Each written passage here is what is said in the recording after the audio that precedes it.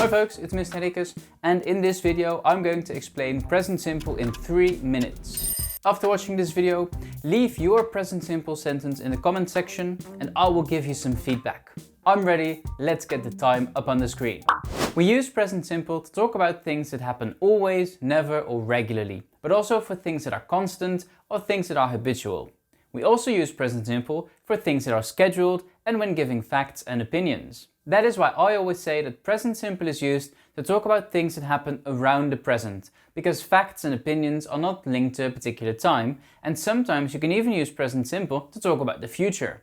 Important for present simple is that sometimes the verb gets an extra s, and this happens with he, she and it.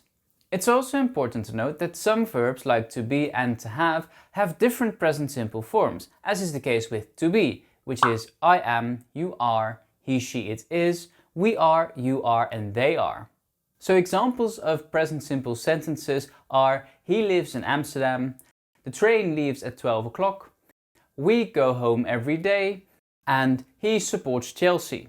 When we want to make questions in present simple, we need to have the auxiliary verb to do. So questions become, do I live in Amsterdam?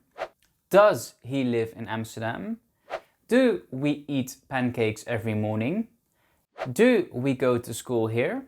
And what you should notice is that when we do he, she, it questions with do, we get extra es instead of extra s. So it's always does he or does she. When we want to make negations with present simple, we also need to have to do and we need to add not. So we get something like I do not live in Amsterdam. She does not like pancakes. He does not support Chelsea. Here are some final examples with present simple. Miss Johnson teaches English. Karen wants to speak to the manager. I always read a book before I go to sleep. I need to subscribe to this channel. And that's basically it when it comes to present simple. Leave your present simple sentence in the comments. Don't forget to like and subscribe. And I hope to see you in my next 3-minute grammar video.